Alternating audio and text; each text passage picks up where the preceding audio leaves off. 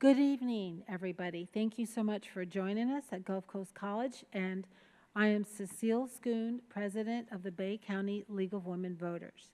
And we are very excited this evening because we want to share with our audience here at Gulf Coast College and our audience in TV world and at home who are watching. We want you to know as much as you can learn about Amendment 1. And that's what we're going to focus on this evening. But first, I'd like to tell you just a little bit about the League of Women Voters. It's an organization that started to try to get the entity that was there before the League of Women Voters started to try to get women the right to vote, suffragettes. And then once people were successful, they realized a lot of women didn't really have experience voting because it'd been illegal.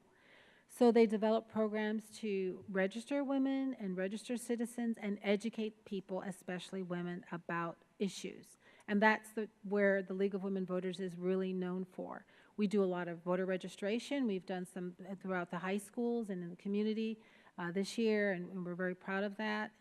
And then we also educate people. We are completely nonpartisan. We never represent candidates. We never represent parties. But something that a lot of people don't know, the League has a convention every 2 years. Every state has their state league convention. And at that convention, members come forward and they present topics that they would like the whole state league as a body to work on. And we debate them just like a regular convention, and people vote, and people bring information and cost and the benefit to the state. Over the years, we have gotten behind some of the amendments that have passed. Amendment 1 in the past, which was for obtaining funds, tax dollars to buy lands and preserve the lands and the waters. And that's very popular. That passed with over 70%. So that's one that the League of Women Voters got way behind, and we're really happy about that. Something we've done recently is redistricting, because we didn't want politicians to be able to create boundaries so that they will always be reelected without any real competition or having to address the population. And we were very successful in that and had some recent litigation that came through. So one of the things that we decided at our last convention is we were very concerned about the solar and global warming and just being a better use of our natural resources. So that is one of the reasons we're having this forum tonight. We're going to talk about Amendment 1, and then later we're going to talk about its impact on solar. So I just wanted you to know why we do focus on issues, but we're issue-driven, not partisan, and we just bring the issues to the people. And with that, I would like to introduce one of our League of Women Voters members, Mr. Alvin Peters, and he's also our Natural Resources Chair, and he's going to give us a short overview of what is Amendment 1 and where did it come from. Mr. Peters? Well, thank you, Cecile, and good evening, everyone. This amendment is now known as Amendment 1, and it's called Rights of Electricity Consumers Regarding Solar Energy Choice. But before I talk about this amendment, I want to clear up some of the confusion that exists in the electoral mind about the various solar amendments that have been discussed politically over the last year or two. And so this amendment is distinct from Amendment 4. Amendment 4 was on the ballot in August in the primary. It was an amendment that was proposed by the Florida legislature to exempt solar improvements from certain types of ad valorem taxes. So the legislature made that proposal to amend the Florida Constitution.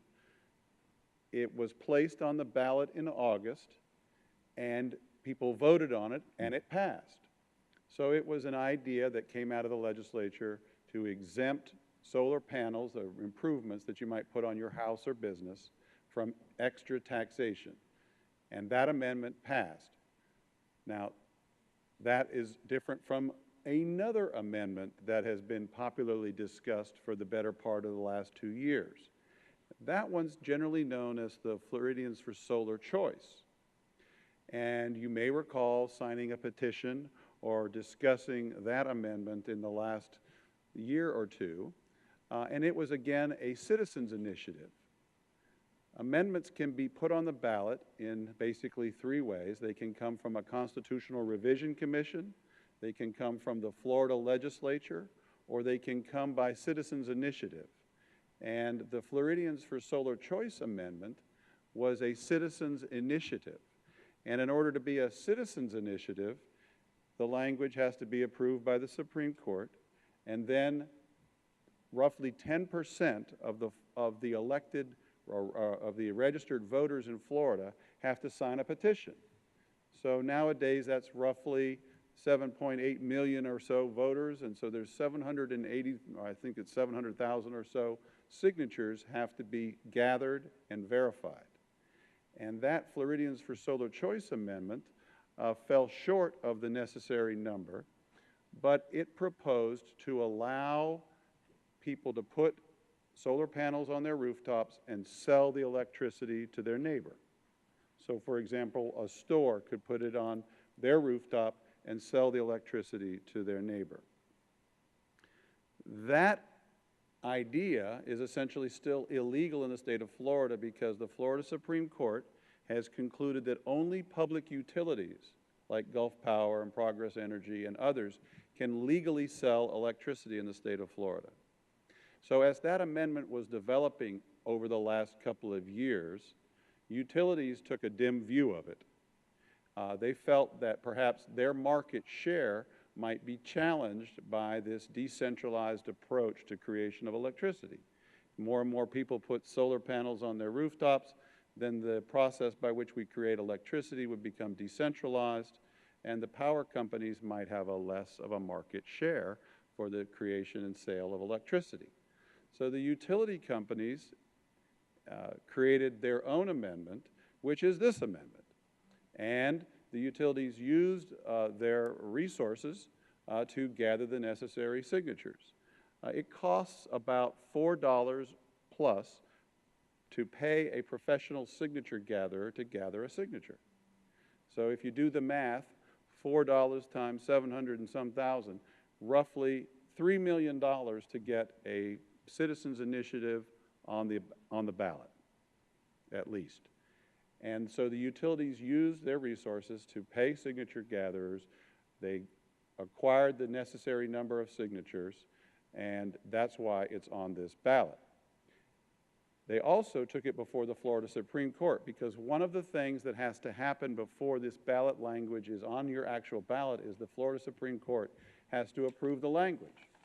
And the Florida Supreme Court, in a deeply divided decision 4-3, approved this language as not being misleading.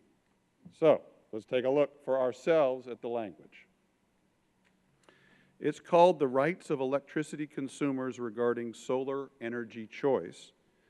And the summary begins as follows. This amendment establishes a right under Florida's Constitution for consumers to own or lease solar equipment installed on their property to generate electricity.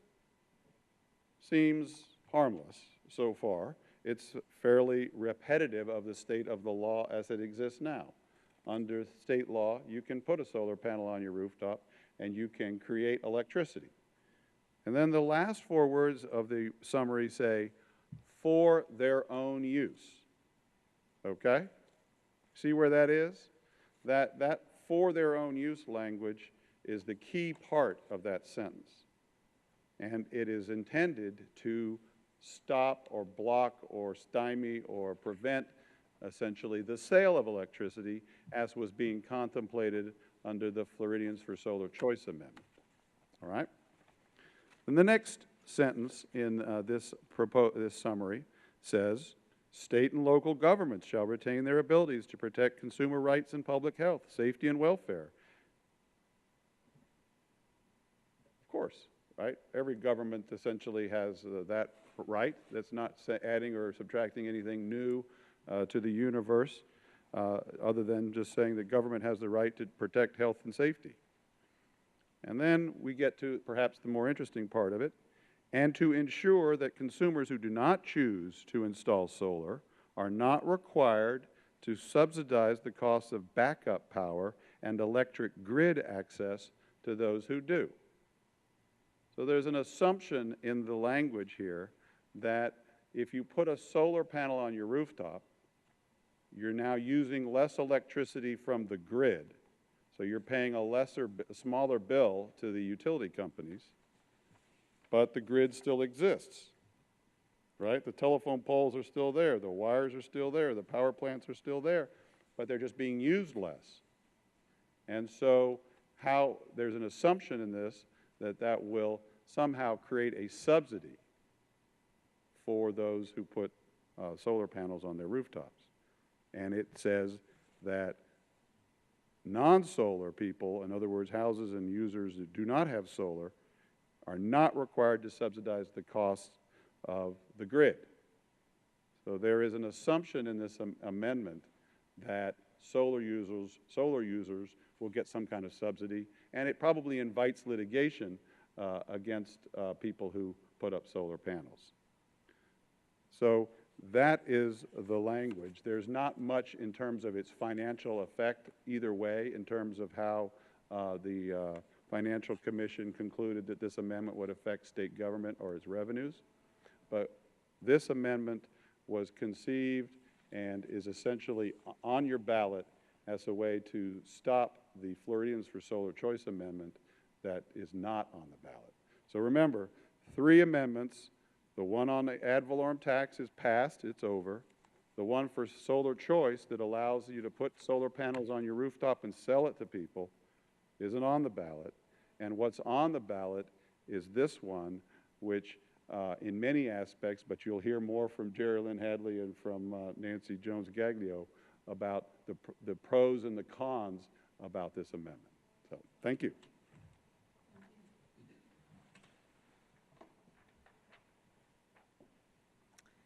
And now we will hear from Geraldine Hadley, a local attorney who is a league member, Bay County League of Women Voters member, and she is going to present the arguments for the amendment.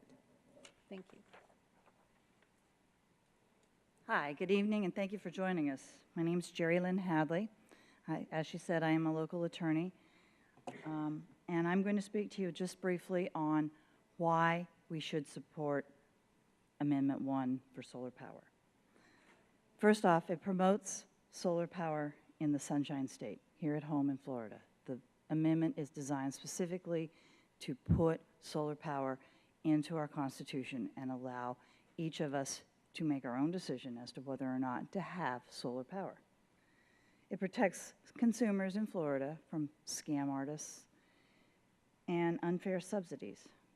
Part of the plan for the other policies is to subsidize solar power, and this gives our politicians locally and statewide the ability to stop those subsidies, saving us money. It guarantees your constitutional right to put solar panels in your home. So how does it do that? Well, this is the Sunshine State. Statistically, we're in the top 12% of solar use in the country. We're the #1 state with solar panels in our homes, in this state. Sorry, I'm not used to public speaking. I'm used to speaking in a small group. So the people that put Amendment 1 on the ballot are a small bipartisan group. They're made up of churches, businessmen, and several different Chamber of Commerce, local Chamber of Commerce members. This amendment is going to guarantee your right to put solar panels on your home.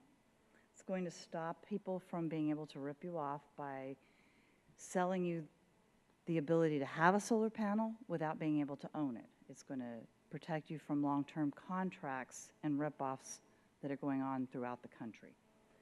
There's a great deal of evidence out there about the problems with some of the smaller companies and some of the really large companies that are scamming people, and we want to prevent that by putting this on the ballot.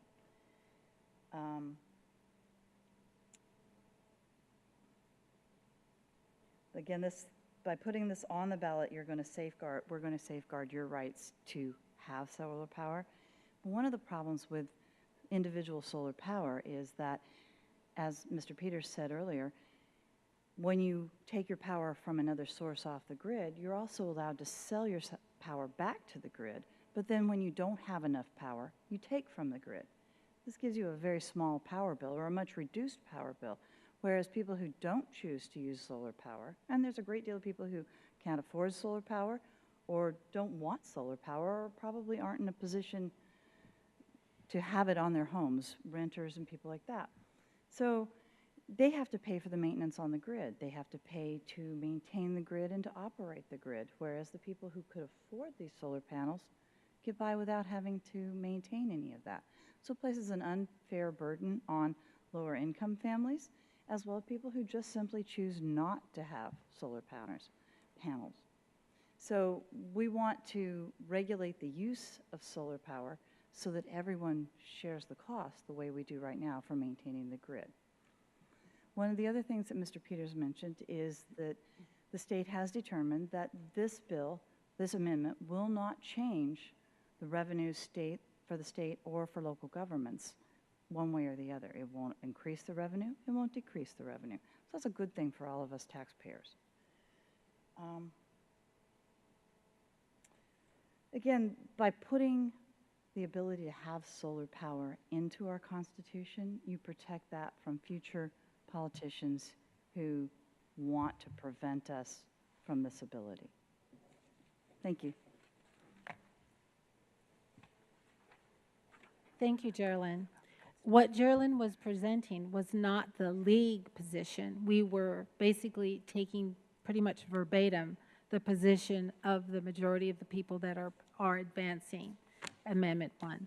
And the majority of the people that are advancing Amendment 1 are the main power companies. Utility companies, by and large, are the only ones advancing this. They did get a few very small local chambers in small cities and things like that to sign on. But by and large, this has not been supported across the state well. And should be noted that 25 of the major newspapers in our state have come out against Amendment 1, and you'll hear why in just a few minutes. We'll hear from Ms. Nancy Jones-Gaglio, who is a Bay County League of Women Voters member, our secretary, our health liaison, and she's going to give the pros for the amendment. The reasons to vote against the amendment.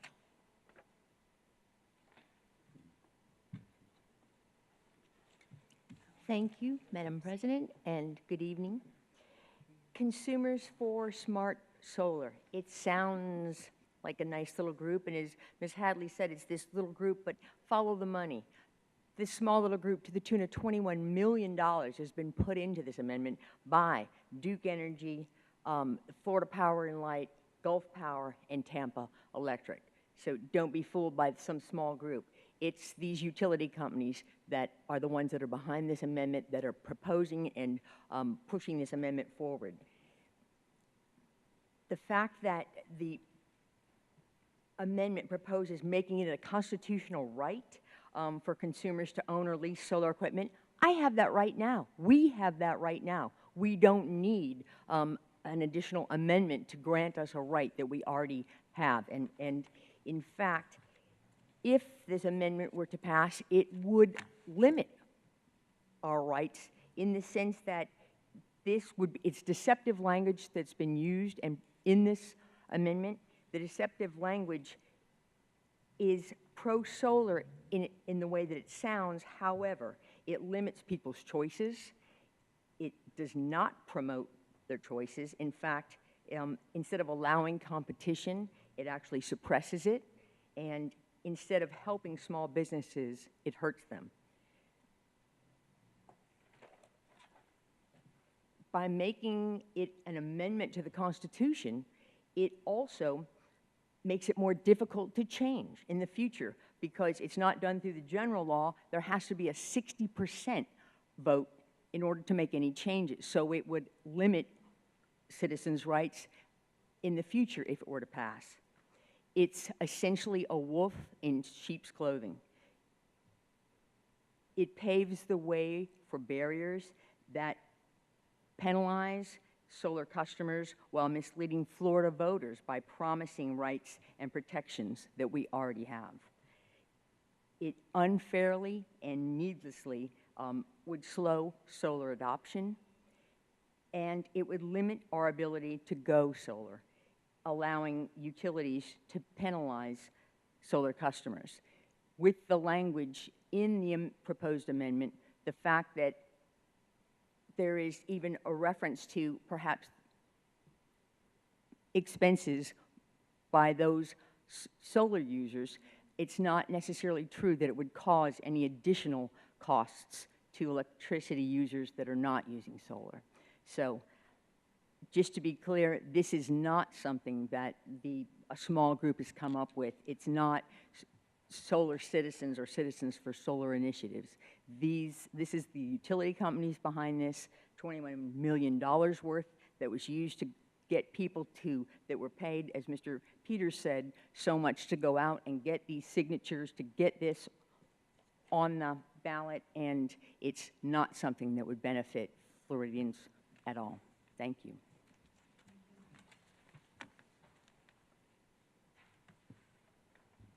I would like to just give an overview and a summary and a little bit more detail on some of these aspects, because the League of Women Voters across the State Florida League of Women Voters, and the Bay County chapter of the League of Women Voters, we are adamantly against this amendment, and we'll give you some additional reasons why. One of them is the argument that people who put solar on their homes are free riders and that they're not paying their share of the grid is not accurate, because in fact the most expensive energy is the energy at the height of the need, and the height of the need in our state is when it's hottest. So the utility companies have to build out their capacity for the height on the days when it's 100 degrees outside and everybody's drawing for the AC. That's the most expensive energy, but that's not utilized all the time. What's going to happen when we open the doors with solar energy and let people have solar on their homes unrestricted is at the height of the draw from the utility companies, a lot of entities and individuals will be pulling solar to use the energy. And so we won't get that huge peak. And the utility companies will not have to build so that we don't have brownouts like they do in many developing nations. Like part of my family's from the Caribbean, and we literally have times during the day when you're not going to have electricity. Everybody knows it, and you just plan for it. But we don't want to have that, and so our utility companies, they build to that capacity. And that capacity of the grid and the utility is expensive, and it's there all year round, even though it's only used at the height of capacity. So in fact, this use of solar is going to bring down the cost of the fixed equipment and the construction of the buildings and all the other things that go with having to meet that high peak demand in the summer, which we have many, many hot months. So that economic argument is, it's not true and it's not accurate. The other thing is, it's interesting, is that what we're trying to do is we're trying to bring competition to the marketplace. Competition, most economic professors, and here probably at Gulf Coast, they're probably saying that too, but Economics 101, competition usually brings down the price of goods and services. And so when people are putting out solar and doing solar, the cost of putting solar on your home or your business is going to go down, the cost of maintenance is going to go down, the cost of energy is going to go down, our dependence on foreign oil and foreign resources to fuel our needs in our home base is going to go down.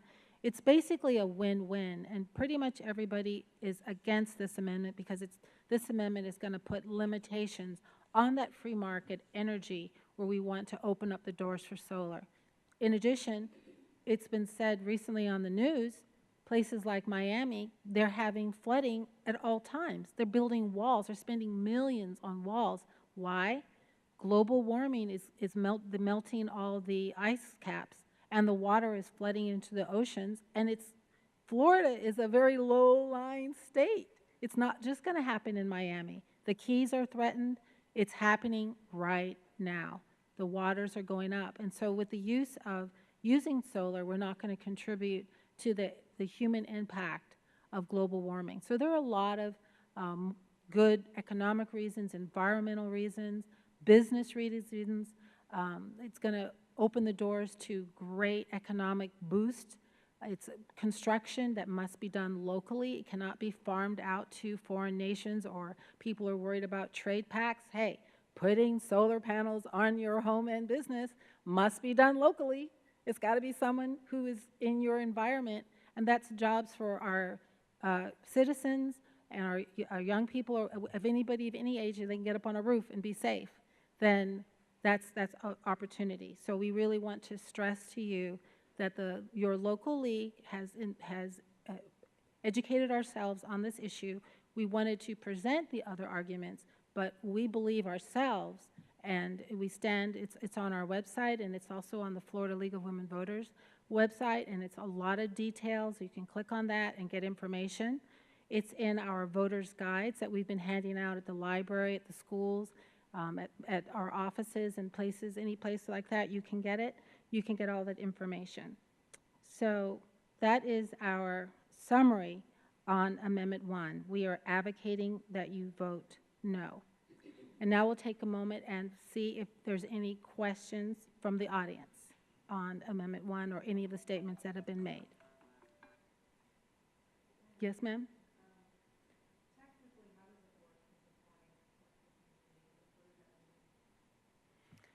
Okay. What that would mean is that there would have to be some connection between you and your neighbors. The particular amendment that we didn't get enough signatures, the state didn't get enough signatures or supporters of the amendment that Mr. Peters was talking about, what it was is it was envisioning a lot of times when you have apartments or you have like a shopping strip, and you have, 5 to 50 different shop owners in the business, but they have a contiguous roof line, that would be a perfect opportunity because they're basically connected and the wiring is often already connected. The owner who rents out the shopping center who rents out the different shops usually has everything wired. But it could also be done with homes if they're, close enough. I mean, again, the perfect environment would be duplexes, apartment buildings, Walmart.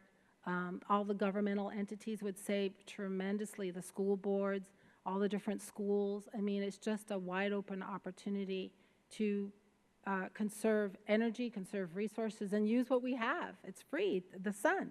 That's tremendous energy right out there. I hope I've answered your question somewhat. Any other questions from anybody or yourself? Oh. Okay, yes, sir. Anybody else have a question? Yes, ma'am? Yeah, it was on both sides when Mr. Peters was giving the overall general explanation of it. He mentioned that there was, there was no language in the amendment to specify what financial impact it would be. But Ms. Hadley mentioned that there was none. Could you speak to some proof of how you know there would be either positive or? With every bill that goes through, or every amendment that goes through, the state does an evaluation of it internally. And the state's financial impact estimate comes back stating that there will be no impact one way or the other. Okay, Geraldine, if you're speaking, can you bring the mic closer to you? I'm sorry. No, not too, that's good. Just get right up on it. Does that work?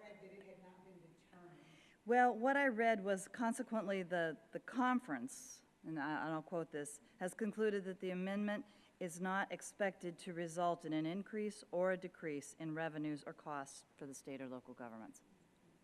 So they're talking about, Yeah. they've looked at it and they've evaluated, and the comment was no impact either way from the present status on local government. That's what we're saying. It doesn't change anything. It's not needed, but it's putting a gate because we want to lower the cost. They're saying there's no change. It's blocking in no change. It's locking in the ability to drop the cost and expenses. It's preventing that. So, yes, sir.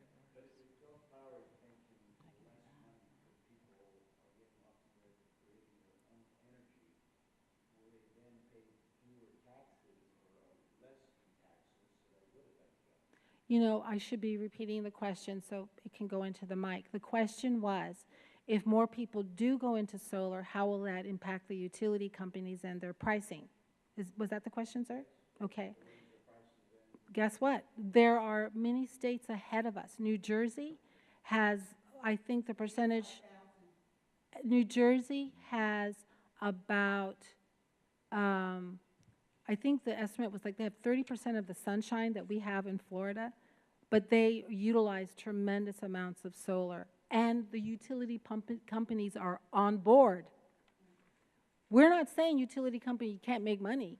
We're just saying we want to do it a different way.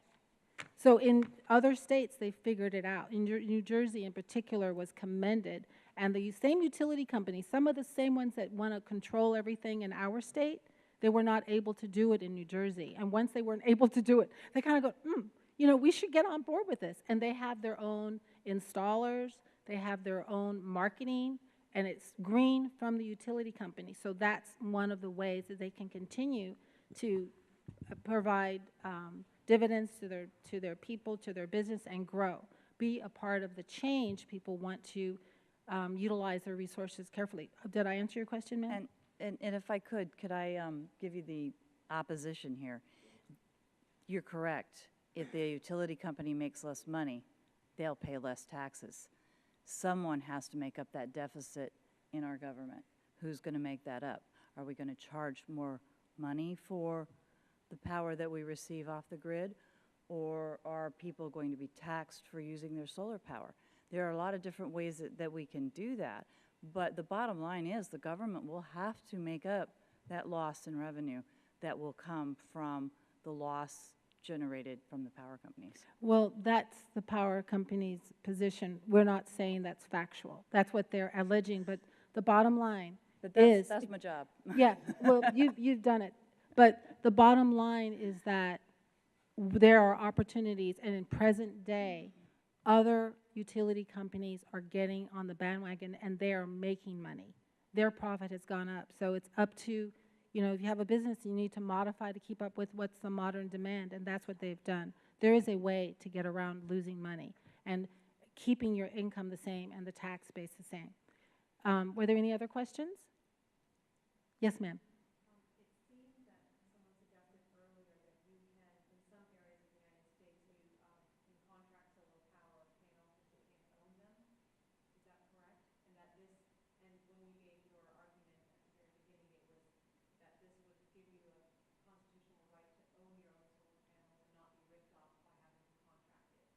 There are companies who would prefer that they rent the equipment to you and not give you the right to own it.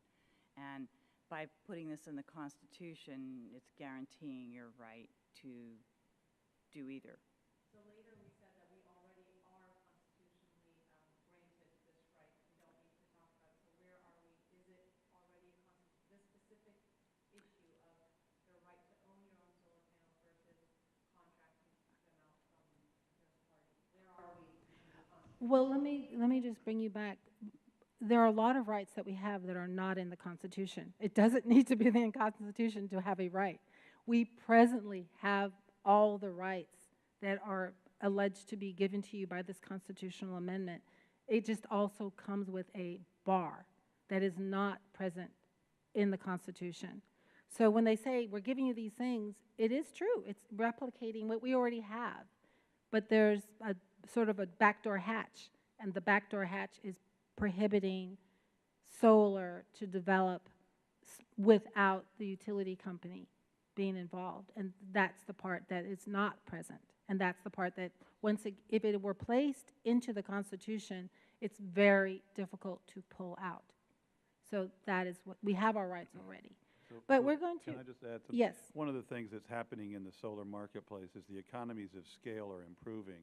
And so the ability to produce electricity through solar, the price is coming down, and it's now comparable to fossil fuel kilowatt costs.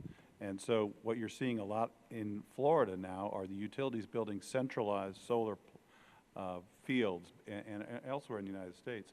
They're building big farms of solar panels in a centralized way, so because they know they can create the electricity at a reasonably low price and then sell it to customers with a markup for a profit. So they're happy to put solar farms out because those are, again, a centralized system. But they're less happy to encourage or allow to develop decentralized solar. And so one of the things that's happening in this discussion is how are we tilting the playing field between centralized solar, which is owned by utility companies, and decentralized solar, which is owned by customers, so that perhaps at some point utility companies play a smaller role in the overall economy. And that's one of the things that's been discussed. The other, this issue about revenues for cost for the state is essentially an analysis of what does the Independent Financial Commission think will happen to state revenues. And their answer is they don't really know. They say it's undetermined. They don't seem to expect any significant effect. The actual state of Florida's decentralized solar, the amount of rooftop solar that you see in Florida is very, very, very small. It's less than 1%. So a very, very small percentage of the homes in Florida have solar, whereas a higher percentage in places like New Jersey have rooftop solar. So Florida is essentially lagging in the decentralized rooftop solar production of solar energy. Thank you very much. And this is going to conclude our question and answer period.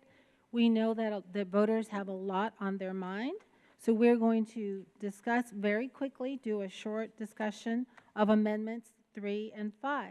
And I'd like to call up League of Women Voters member Cara Woodson, who is going to give a short presentation on Amendments 3 and 5.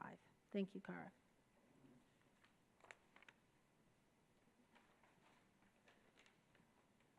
Good evening. So Amendments 3 and 5 focus more on the home ownership and your homestead exemption. Homestead exemptions guarantee people who actually live in the residence that they are claiming the exemption. There's several homeowners in Florida, but there's also a lot of vacation owners that live in other states. But as a resident of the home that you actually own, you are guaranteed certain exemptions. So with Amendment 3, it's an exemption that's already in the Constitution, or it's already on the books for spousals I'm sorry, let me explain it a little better. Spouses of first responders are already receiving an exemption for their home, an additional exemption, homestead. But that's if the spouse is deceased. So at this point, the Amendment 3 wants to change that language and now give it to the permanently disabled first responders who are still alive. So they want to do that to make sure that you don't have to wait until you're dead, and just for lack of a better way of putting it, to reap the rewards for your widow or widower. So this is on the books to be voted on.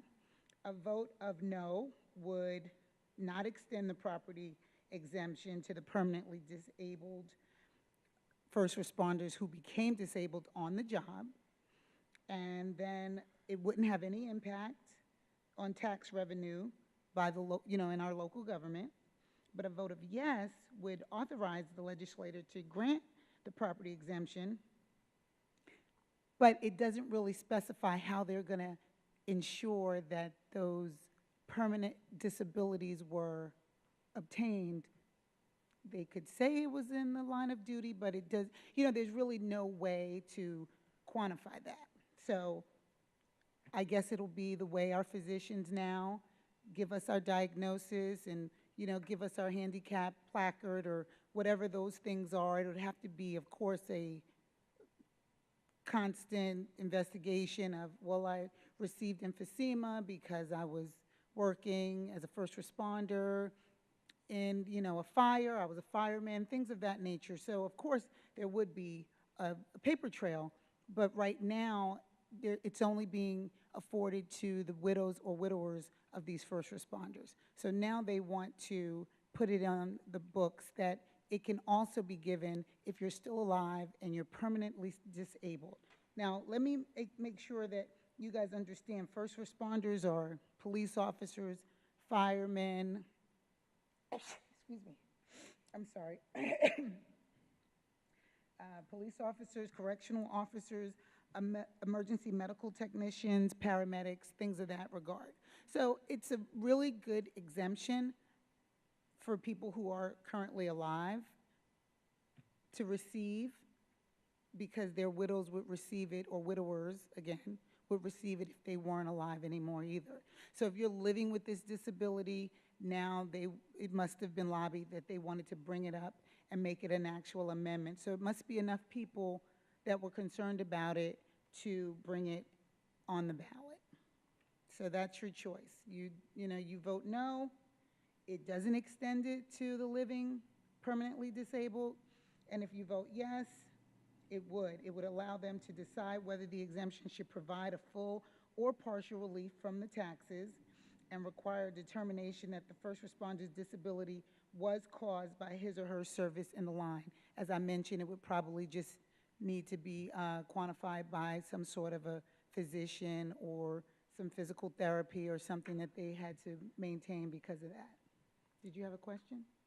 Yeah. All right, so I noticed that, I hate to sound callous because I appreciate all the service that, first responders do, but, there is no stipulation in terms of the amount of income that has to be made. So if somebody has a physical disability and then they start an online business and are become a millionaire, or, are making even $100,000 or something sufficient for you to pay your home taxes, then is that taken into consideration? There's no language in this amendment that speaks to that. So that could be possibly be a concern. And I'm thinking, and in my history of voting, as Alvin said, there's different ways for things to get on ballot. So, either you get your citizen petition signatures or things of that nature. So if that is a concern of yours, it may be on a lot of Floridian minds. And if it is voted down, then, maybe it can be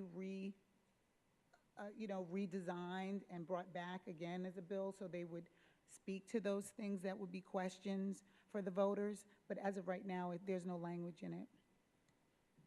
Okay, what about Amendment 5? No other questions on 3? All right, perfect. Amendment 5. Now, this one,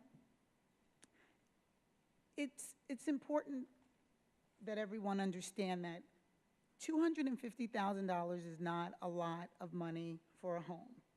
So $250,000 is the bar that they've set here for low-income seniors. So what it says is if your property is less than $250,000 and you have a certain annual household income, which is lower income, then they want to give an additional homestead exemption to them as well. This amendment actually does speak to the cost value that it would give to us as, taxpayers or Floridian citizens, and how it would impact over the next 5 or 6 years. So that was really a good thing that I appreciated in this, and I didn't get as many questions on this because it was a little bit more self-explanatory.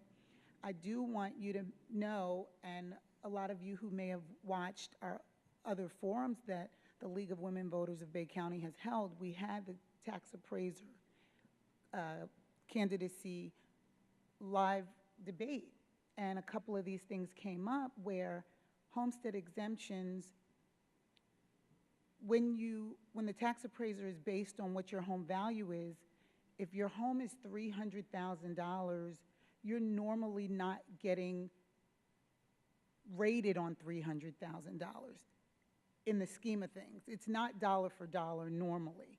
They have to take into consideration the land and the structure on it, different things like that.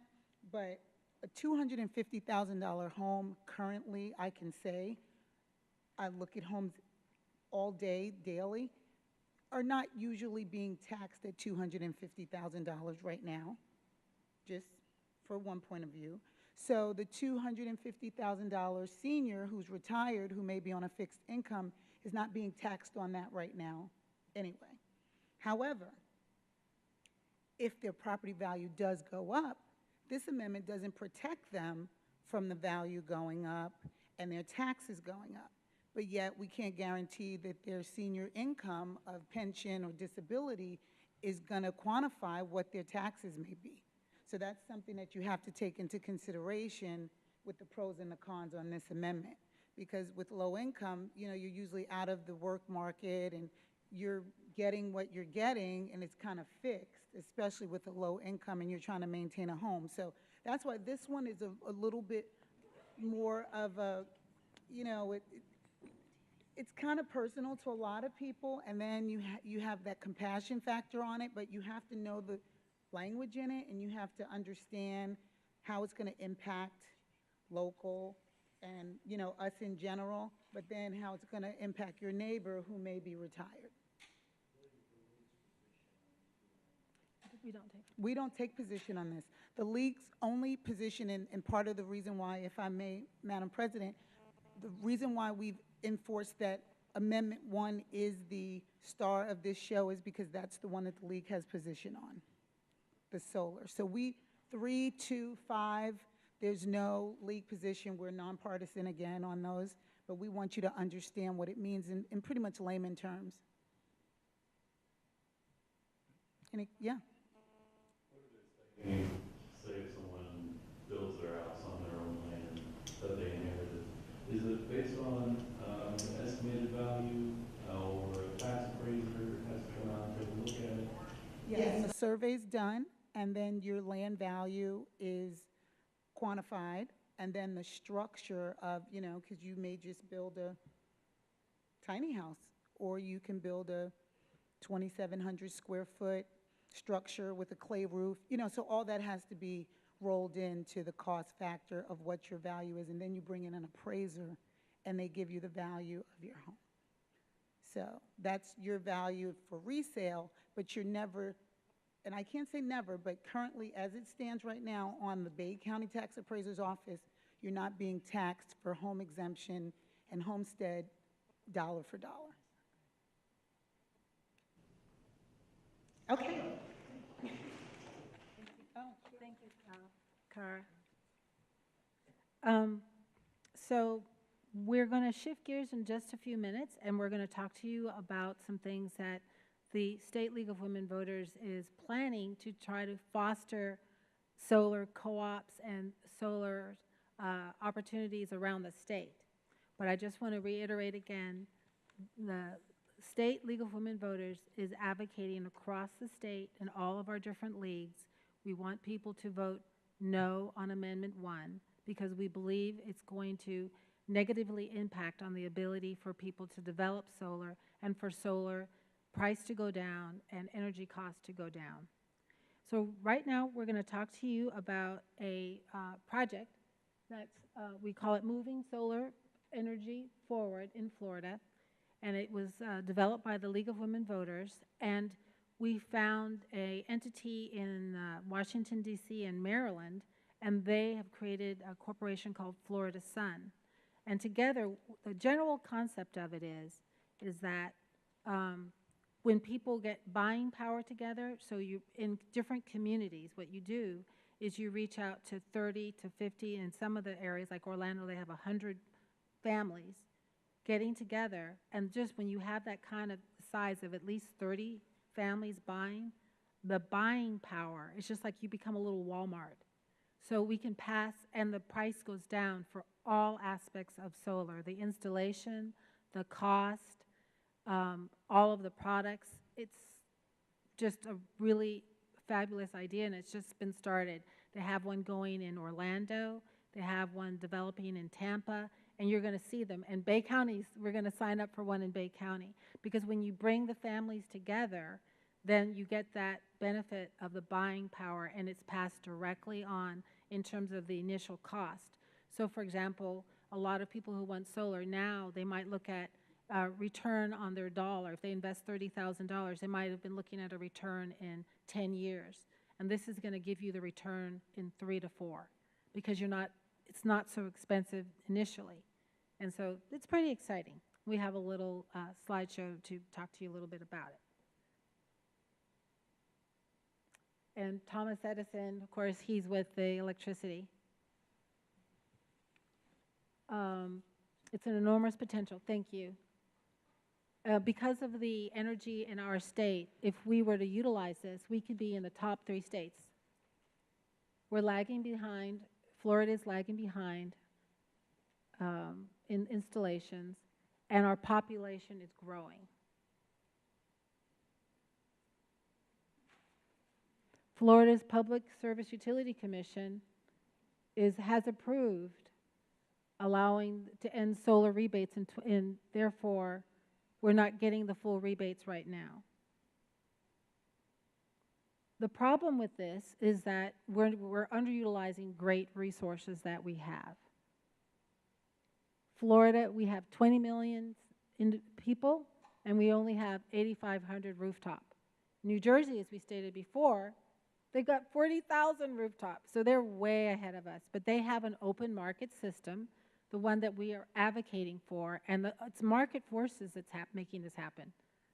It's not co-ops out there. They're just doing it because the market forces are making it more accessible to people. So here's a good example, and this is also where the utility companies have jumped on the bandwagon, and they have their own installation of solar on your home, their own departments and their own people. So it's a win-win. When you look at all the indices, Florida basically has an F in terms of our utilization of solar opportunities. And this is from the report of the Center of Biological Diversity. We can do it, and we like to use ladies because most of the League of Women Voters is ladies. So there's 3 ways of expanding solar in Florida. One is through the legislature, through the consumer, legislative consumer, and then local government PACE and other, and we'll talk about that program in just a few minutes. That's when the government, your local government can vote to guarantee your loan if you need to take a $10,000 loan on your house, and it facilitates this for lower income families who don't have a lot of resources in the bank. They would use their house as collateral, and their local governmental entity, could be a city or could be a county, can get involved. And there are many, many cities and counties that have done this across the state. Okay, Mr. Peters talked about Amendment 4, and that's already passed in the primary. And our contention is that November, the Amendment 1 is basically just protecting utilities' monopoly. And it's constitutionalizing the status quo. Nothing changes, but you just get a protection. They get a protection. So we're saying vote no. We want solar cooperatives, and we've been partnering with an entity called Florida Sun. It's a not-for-profit, and we want to make solar affordable. We want to expand solar rooftop by rooftop with solar co-ops. We're partnering with Florida Sun. The League of Women Voters has helped to fundraise to get we have a director who's going to go around different states, and I've just signed up for her to come to Bay County. It will probably be in 2017, and we want great advertisement about this because this is our opportunity to get our local families involved and learn about bringing down the cost here. This is happening across the state, and there's no reason we shouldn't have it in Bay County. So there's some pictures of some meetings. That's probably in Orlando where you get the large meetings, you publicize it, and you partner. These are some families that have it, and they're very, very happy, and they're saving money. You can encourage, we also want to reach out to the different governmental entities that have a lot of access to rooftops, and I've already started talking with some of our local elected officials, and they're interested. So once we educate them, we can talk to them more about it. It's a perfect opportunity for schools, airports, home builders, and people like that. Here's a program called PACE. It's called Property Assessed Clean Energy. It makes it easier to finance it. When the property is sold, the loan may stay with the property. So it doesn't have to stick necessarily with the individual who got the loan, and that makes it easier for you to sell your home. What they do is they will identify reputable contractors and get you all the rebates that can be done. So we have 16 counties that have adopted PACE, and you can see them up there. Some nearby to us. Look at that, Gulf County, Escambia. And there's several cities, Orlando, Gainesville, you can see that. 23 cities in Miami-Dade alone. So we want to get going. That lady is really famous. Her name is Kathy, and she was very, very concerned about our environment. And last year, she walked across our country and did, she's a League of Women Voters member, and she wanted to publicize just our environment and make sure we were taking care of the animals in our wild places and our waters. She's great, and she's super excited about this. So let's get it done. Florida is a sunshine state. Let's make it so. Thank you. I guess I'll leave that up. I like this last one. Thank you, everybody. Is there any other questions about the solar co-op process? Good. And we're going to really push that when she comes, because she is, her name is Angela, and she's awesome. She's got people super excited across our state. And I said, just because we're a small county, we're not going to be last. So we're going to jump ahead of some of those other big cities and counties and try to get it done. I want to thank everybody for coming. Please spread the word. We have a lot of written materials we can hand out to you. You can take for your families. And we're going to have a reception. It should be out there right now, so we'll drink and eat a little bit, and you can take some of that too. If there's any, yes, question? Oh, thank you. Yes, I skipped Amendment 2. My bad. My apologies. Yes, we need to cover Amendment 2 because we want everybody to get a basic information on all of the amendments. Thank you. Thank you, Frank. Amendment 2 is on the legalization of medical marijuana. Oh. And as it exists right now, the status of the law passed in 2014. It was the non-euphoric marijuana that was passed that is used for patients that have medical conditions that cause seizures and spasms. But the proposed amendment essentially would be for specific diseases and conditions that a physician determines would be appropriate to use marijuana and can then prescribe it. Caregivers can also assist the patients with the consumption of the marijuana, and ID cards would also be issued so that there would be a manner to control it. I know there have been some advertisements on TV that are really misleading as far as marijuana and how it would be distributed and how it would be affected. The supporters for this amendment include the Florida Democratic Party, the ACLU, the AFL-CIO, the NAACP, and those opposed include a Drug-Free Florida community and the Florida Medical Association. But that's essentially that amendment. Thank you. Go ahead. Yes. It's just interesting to me, even though I do support the amendment based on the information and research that I've done, but that physicians are so split in regards to whether or not to support it, particularly the Florida Medical Association. So I wonder if you have any information as to what the medical community as a whole says in terms of opposing it.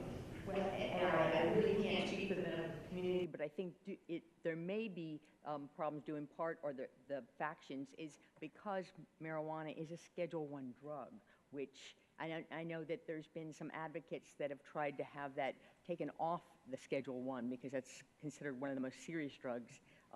And now that more and more uses are being found for cannabis as far as, cancer research, because they found that it actually can shrink cancer cells, and the treatment that's been going on for those with seizures and the Charlotte's Web marijuana, the non-euphoric stuff. But I don't really know as far as the medical community, other than the fact that it's just the Florida Medical Association that's opposed to it. Even here locally, so many of the physicians that I talk to, some of them are staunch for it, some of them are against it, and I just wonder why the organization as a whole. I did research a little, but I didn't find any. I haven't come across anything. question. It did pass for, statutorily, for people with epilepsy and those kinds of things. Correct, in 2014. That was the non-euphoric marijuana that is available now, but this is for the euphoric marijuana. So I would like people who are interested in this, if they have questions about it, they should look and see what the studies have shown in terms of what has been the impact for the usage of epilepsy. It's been about 2 years. And those kind of illnesses, if there's no showing that it's being misused or prescribed, or people are getting it under prescription and then, giving it to the wrong person, if there's been no indication, I think that would be information that, we could get to, and we can dig a little harder for some of the medical providers who really want to know. There's a little bit of an experiment that's gone on already with the very limited use, I know, with the epilepsy. So that would be something that I would think doctors are evidence bound. They like to know what is going to happen. So if they can look and see what has happened already, that might address some of their concerns, which, it's legitimate to be concerned, but, we're trying to get answers. So that would be my suggestion. Thank you. Does anybody have any questions about the co-ops or anything else that we've covered this evening? I want to thank everybody who attended, and we want to thank all of you who are watching in your homes or your offices for taking this time. We want to thank the News Herald for coming, and WJHC TV I see is here. Thank you very much, and thank you. A big, big thank you to Gulf Coast State Community College for their wonderful ATC facility. We love it, and we'll be back again. In fact, we have another forum tomorrow night on healthcare and covering the gap and trying to address the needs of healthcare with the resources that we have. And we'll be partnering tomorrow night with Professor Elizabeth Trentinelli, who is a League of Women Voters member, and also a professor of political science here at Gulf Coast State College, and her students. So we'll be working with them a little bit more tonight. Thank you very much, and I would like to invite you to a little small reception that's sponsored by our friends, Chautauqua Learn and Serve Charter School. And they couldn't be here with us, but they wanted to support us. So let's go and enjoy. Thank you.